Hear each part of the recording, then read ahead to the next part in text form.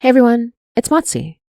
Just a quick and friendly reminder that I will be at DreadCon Canada at the Burlington Holiday Inn on September 13 from 11 to 5 p.m. I'll be there debuting our brand new Hainay book, the short story collection, Remind Me to Tell You Later, and I'll also be selling my wonderful Filipino monster romance comics. I'll also be taking part in a queer horror speaking panel, so mark your calendars, come on over, and I'll give you some free gifts if you are a listener of Hainay. Kita-kits! Maraming salamat. See you there, and thank you. We'd like to give a special shout out to the following people for making this episode and the rest of Act 3 possible. Louis, Malaya, Reg, Daniel Athern, Osterkim, Vanna, Finch, Dr. Dan Venning, Sleepless Berry, Court, Rogue Canoe, John and Muna, Sadie, Zay the Great, Elliot Kane, and Trident. Thank you for your support. Maraming salamat.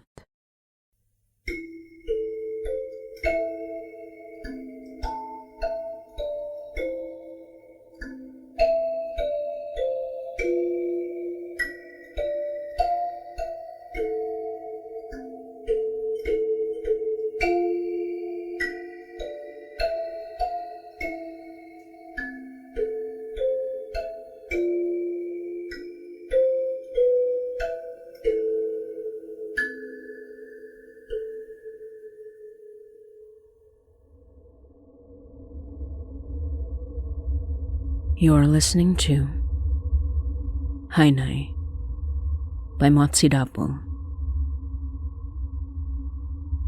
Episode 67.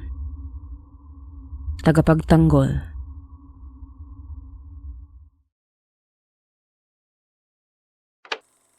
Bad time? It's been a bad time since the meeting, but that was to be expected. I thought you'd have a clear shot of the benefactor, but he didn't even have the decency to show up. At least you got Richard Henry. He's definitely given us more answers than I expected. So he's not dead? Well, not as such. I suppose he does have useful information, but keeping him alive feels like a bomb that's waiting to go off in our faces. Like keeping a hellmouth open in your backyard? I told you I haven't been able to close it, only contain it. If you have solutions, I'd be happy to hear them. Maybe. How have you been? What do you think? I mean with the other elders. Do they know about us? In our sordid affair? No. Though I imagine many suspect that I've been working with you, one way or the other. It's why I've been laying low, keeping communication to a minimum. Sorry if you've been feeling bereft without my presence, but I took a terrible risk, and I'm reaping the consequences. I just thought it'd be worth more than this. Well, it might be. You know that theory you had about the benefactor being Savard? Yes. Well, he isn't. But I understand why you might have thought that. They're very similar. And you know this how? Because I met him. Savard? The benefactor. Calm down. How can I? You met the benefactor but didn't kill him like we planned. I assume betrayal. What else could it be? I don't intend to betray you. And even if I did, we still have our agreement. We can't hurt each other, remember? You can threaten me all you want, but you'd just be hurting yourself if you tried to act against me. Magical consequences hurt. I know that for a fact.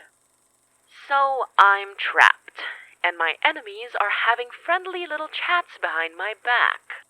You're not my enemy unless you make yourself one. Anyway, I expect to have quite a few coming for me sometime soon.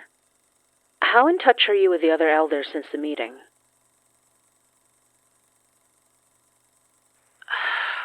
I was going to tell you, but...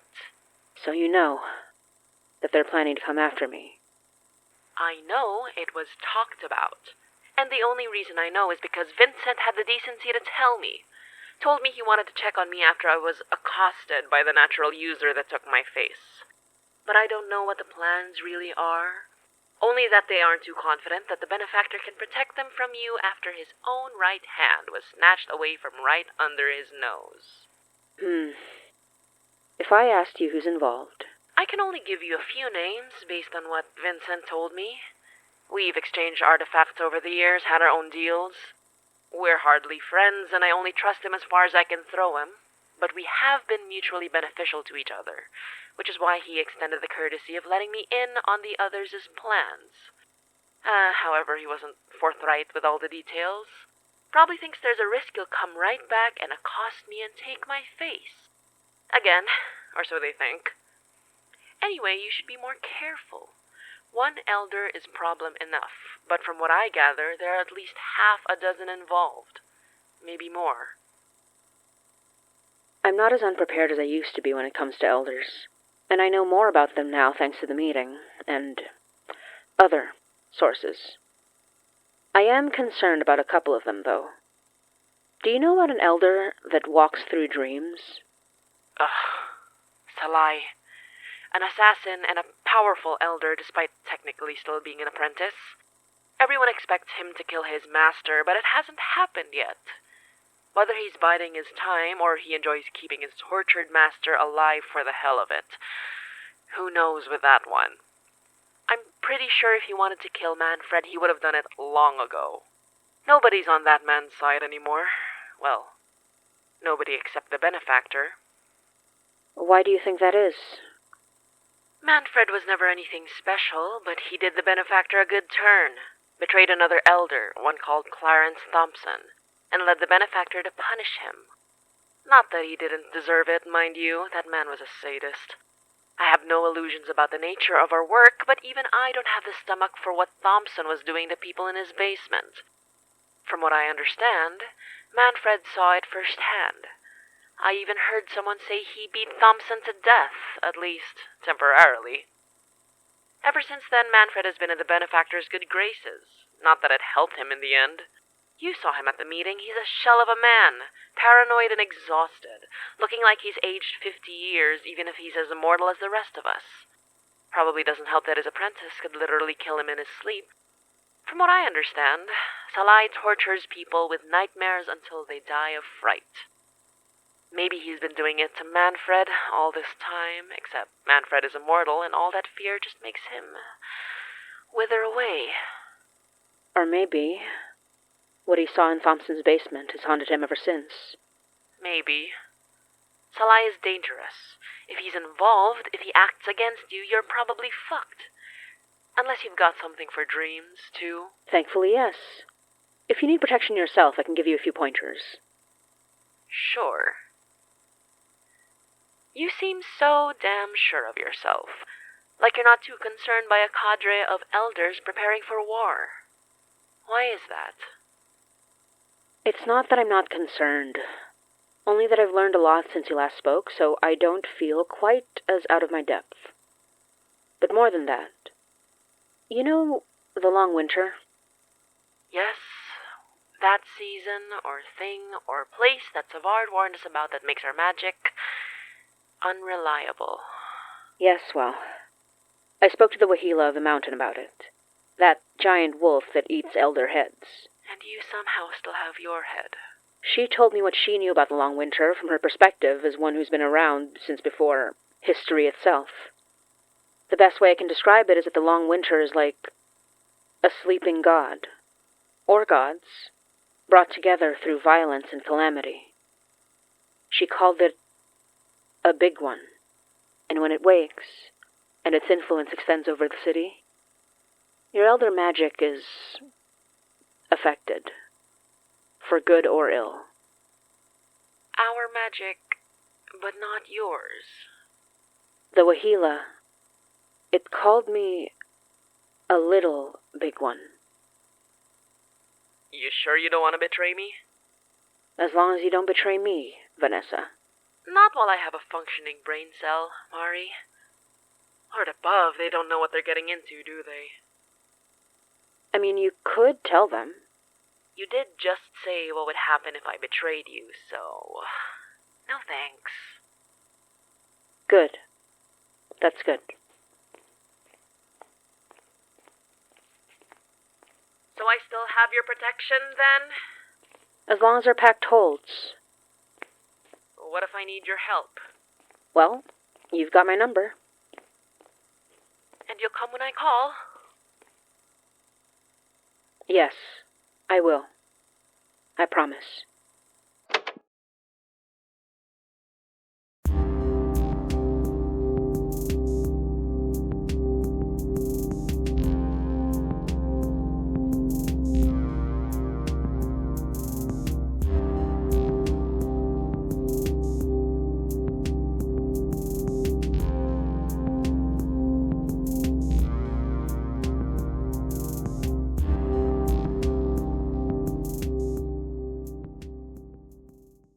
I know this is insane.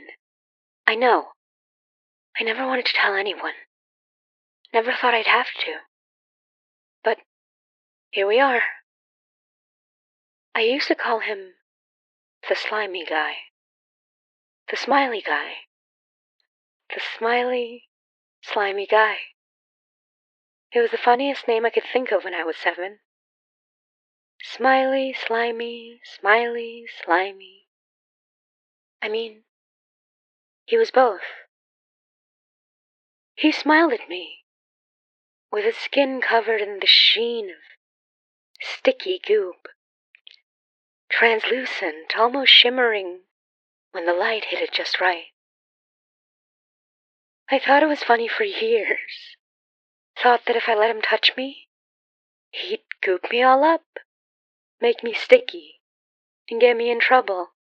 So I played a game where I made sure I never got close to him, or else he'd make me slimy too. He always started on the farthest end of the room I was in. If I could see another room, he'd be there, the farthest corner, the end of the hallway.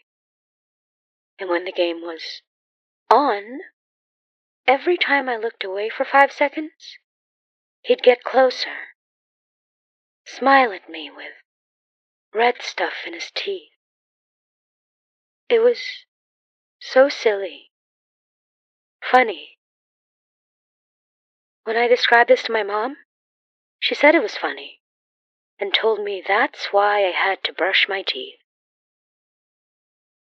Said the red stuff was plaque, dug so deep in his gums that they became part of it. But when he went to the dentist, they'd have to scrape all the red stuff out. Scrape, scrape, scrape. Even if the gum started bleeding, the dentist wouldn't stop until all the red stuff was gone. I told my mom that the red stuff was on his face too. She laughed and said maybe the dentist could take care of that. It was funny. I guess my mom had a kind of morbid sense of humor, but I always thought it was funny. But when I turned 11, it stopped being funny. He kept smiling, though. I don't know when it happened, the change. Maybe it was because I got more well acquainted with my own blood. How it wasn't all just liquid. The way it shined when the light hit it just right. The slimy, goopy blood that started to remind me of Mr. Slimy Smiley. And I started wondering where it came from and how it got on him. So when I saw him again, standing in corners, on the far side of the room, smiling at me with his big, big smile, like we were going to play keep-away again, suddenly, I was terrified. Suddenly, getting gooped wasn't the worst thing I could think of. Did his eyes always look so? Was his smile always so? Was his skin always so? Maybe if I ever touched him, I wouldn't have been afraid anymore. I mean, probably I'd be dead. Or maybe I'd be gooped? I don't know. I mean, would you take the risk? I knew it was silly, but it kept me up at night, too. It doesn't matter how many times you tell yourself something shouldn't scare you, because when something's crawled under your skin, you can't just scratch it out without scratching the skin off with it. I knew he wasn't real because nobody else ever saw him. And if he was real, he probably would have just grabbed me anytime he wanted. When I was asleep, when I wasn't looking the whole time. But it was like he followed the rules in my head. If the game was on, he'd come closer every time I looked away for 5 seconds. The game wasn't on when I was asleep, but until then, the closest he got was standing over my bed, looking at me, smiling at something, smiling at me, like there was a joke that I wasn't getting. His smile was so big and so close that I could see the red stuff in his teeth much better. Mom was right. It looked like plaque, red and black, scraped off the gums, spitting into the little sink in the dentist chair, and seeing blood flush down the drain with thick, viscous pieces of my flesh going with it. The game wasn't really built for him to win. Unless, of course, I looked away for too long. So I just lived with it. I knew I'd be called a weirdo, a freak, if I brought it up to anyone. And by the time I was out of high school, I knew about night terrors and sleep paralysis demons, and I considered him mine. I wasn't crazy, and he wasn't real. Until, well, DJ, you said you wanted weird. The thing about Mr. Slimy Smiley is that he didn't appear every night. Just when the shadows were a little too dark, or an odd shape. Just when I'd watched a horror movie, felt my heart race when the lights went out. But recently he started showing up every night. The house I live in, it's not mine, but I'm renting one of the rooms upstairs. And my roommates are this revolving door of students that head out during the holidays. One of them would drop by every now and then, but for the most part, it was just me. Me and Mr. Slimy, Mr. Smiley. I'd see him through open doors, in empty rooms. Always in the dark, till the light hit just right, so I could only see his eyes and his teeth. I spent so much time watching him, I could see him behind my eyelids when I blinked, when I slept. I knew he couldn't get to me while I slept, so it wasn't that I thought I was in danger, but you get tired of seeing that face.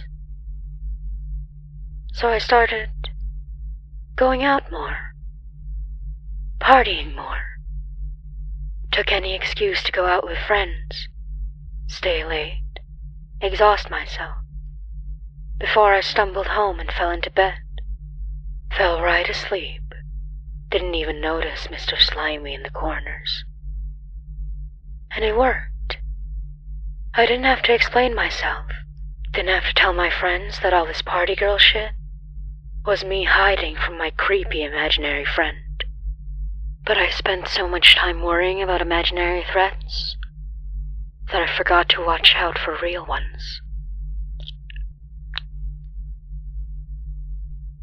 One night, it was a late night, freezing, but I was too drunk to notice. I was walking home alone. Stupid. I was so on edge all the time that a little drink made me forget my worries. So I wasn't looking over my shoulder when I was stumbling home, half drunk in an area that was so quiet, you wouldn't believe it was just a couple of blocks up from downtown. I only realized what was going on when I looked in an alleyway and saw him.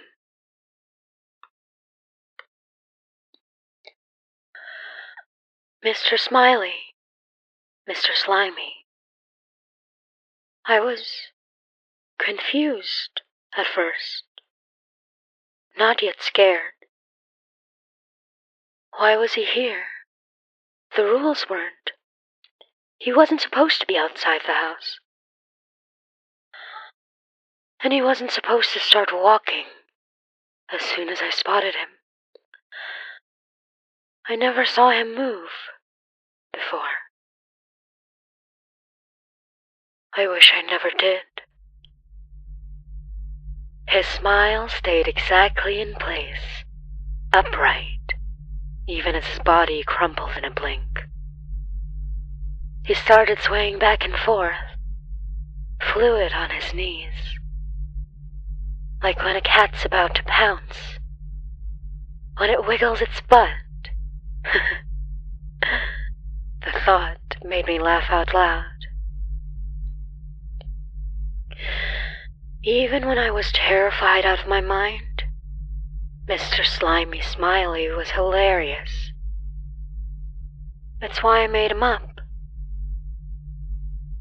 He wasn't following the rules, though. That's what made my heart race.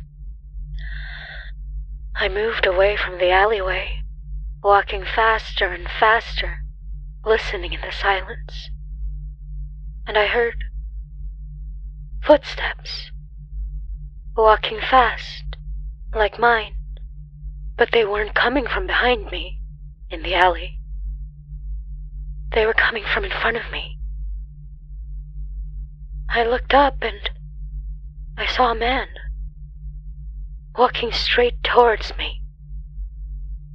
I didn't see where he came from, but didn't know who he was. But his eyes, they were trained right on me. I know it's dumb, but I just raised my arms in a defensive position and closed my eyes because I didn't know what else to do. I was so afraid, but there were so many things to fear that my neurons misfired. Instead of fight or flight, I froze. And I screamed. So loud and so sharp. It was a cold, dry, wintry night, so everyone should have heard that scream, but I don't know that anyone was close enough to help. But then, nothing happened. I opened my eyes and the man. I turned around and he was behind me. But he wasn't looking at me. Wasn't facing me. He was a bit tall. Not huge, but the kind of lean muscle you knew could really fuck you up in a fight. And honestly, you don't need much strength to be dangerous if you're crazy. Or so I've heard. He didn't come for me. But over his shoulder I saw Mr. Slimy breathed, shoulders up and down like he'd been running. He was right there. When did he get there? He was smiling at me still. He didn't even look at the man. Just me. And he reached out and he stabbed him. The man stabbed Mr. Smiley. right in the hand. His knife gleamed in the darkness, and the wound oozed black, not the translucent red I was used to. The stuff in his teeth, it was familiar. It was inside him, too. I never knew that. Oh, God. He was touching Mr. Slimy. Stabbing him. And he yanked the knife out, cleaned it on a handkerchief like he'd done it 1,000 times before, and stabbed him again. Right in the eye. He did it so fast I was surprised it hit the exact spot it was supposed to. If I tried to do that, I would have missed. My hands wouldn't have been nearly as steady. But this man, his hands never trembled. Every movement was precise. No desperation, no fear. Just a quick yank once again. This time, he slashed at Mr. Smiley's face, right across that smile. I thought I heard the knife collide with his teeth, but the man didn't waste time and sliced him right across the neck. The black ooze flowed out in a goopy waterfall, and the man grabbed the top of Mr. Slimy's head and started slicing his neck open. Not quite a sawing motion, but he stabbed through and sliced sideways until the cut opened on the side, and he kept going until the head was being lifted off the neck. Methodical, like a butcher. But his knife wasn't a kitchen knife. It was one of those... what do you call them? Anyway, I watched this happen, frozen in place. Mr. Slimy's body didn't seem to respond to the violence. Its hands still reached for me, even as the body slumped down without its head. When the deed was done, the head was still smiling at me, looking right at me.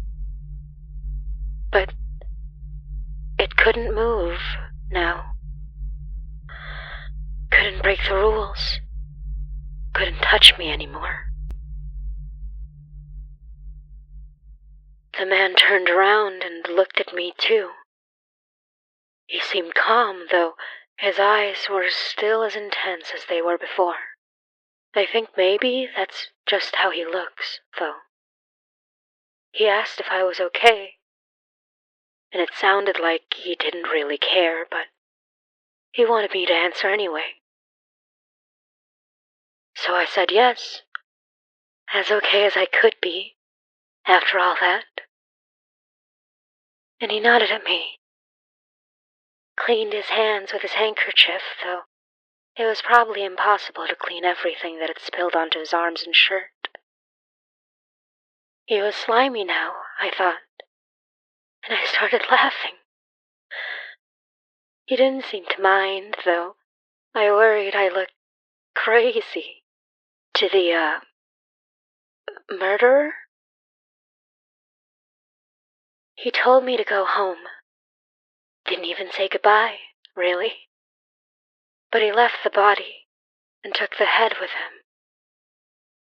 Walked away, turned the corner, and he was gone.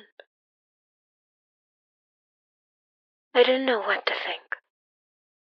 Didn't even move until I saw a police car around the corner and a couple of cops came out, telling me somebody had called them over to see what was going on.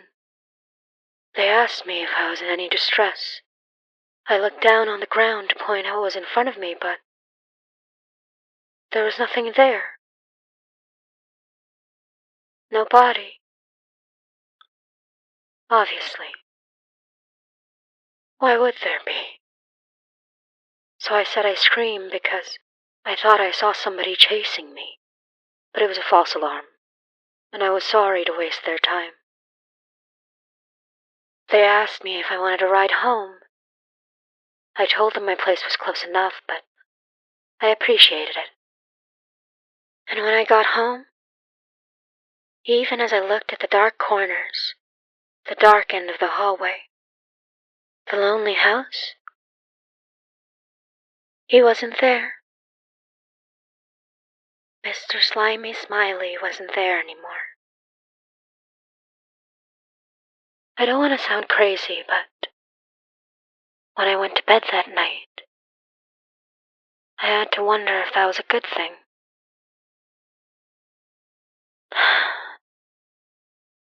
Oh, I remember now what the knife was called.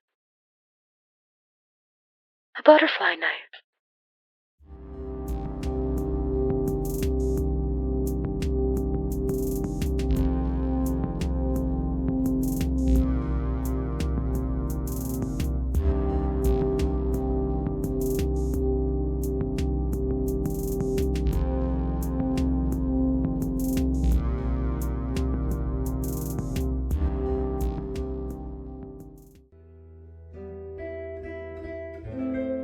You're listening to Hainay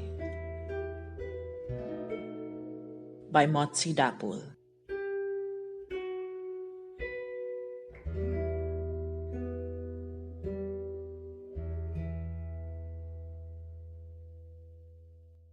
Hey everyone, this is Motsi, creator of the Hainay podcast. Hainay is a podcast produced by myself, Yoy Halago, and Alyssa Jimenez, and co-created by Reg Helly, and licensed under Creative Commons Attribution Non-Commercial Share-alike 4.0 International License. This episode was co-produced by Jesse Goodsell, and written and directed by Motsi Dapul, who also plays the role of Mary Datuin. The role of Vanessa is played by Maya Dapul, and Mr. Slimy Smiley's creator is played by Motsi Dapul as well. Special thanks to Edward McKee for assisting in the writing process. If you'd like to chat with other listeners when episodes go live, we do a live premiere 3 times a month on Sundays at 9 p.m. EST or Toronto time on our YouTube channel, youtube.com/HainayPod. To help support the production of Hainay, you can subscribe to our Patreon, patreon.com/HainayPod. You'll get to listen to episodes ad-free and get to be part of our early access program, where episodes are released 3 days early on Thursday at 9 p.m. EST or Toronto time. You can also get bonus audio, art, video, and much more. Speaking of Patreon, we'd love to give a shout out to the following patrons for all their amazing support: Emily C., Lauren Morton, Prinks Variety, Kathy S., Didi Chanak, Johnny Demented, Maya B., Chandra, Adge W., Tony Baloney, Nay, Poyo, Phoenix Luna, Kate Jordan, Tiana Harvey, Dracucard, Sabine, Ben, Sean, Josh the Alchemist, Jess Snow, Maddie Remigio, Talon, Nanette Dapul, Mika, Matthew Upton, Anna, Sooks, Becca Terrier, Amelia Brownstein, Diana Cause, Melissa, Emma H., Faye Fungi, Pablo Neurotic, Astra Kim, Evie Smith, Megan, Jesse Goodsell, Malaya Light, and Victoria Goodwin. If you can't subscribe monthly, you also have the option to buy us a milk tea on Ko-fi, ko-fi.com/HainayPod, HINAYPOD. You can even buy ad-free episodes over there if you purchase our Hainay album, which has the ad-free, credits-free version of our episodes from Act 1 and 2. You also get this album for free as a patron. Check out our website, hainaypod.com, for more news and updates, and don't forget to follow us on all socials, on Twitter, Tumblr, Instagram, Facebook, and now Blue Sky. Hainay is available on Acast and wherever you listen to podcasts. We hope you enjoy our Act 3 episodes, and as always, thank you, we love you, and hanggang sa muli.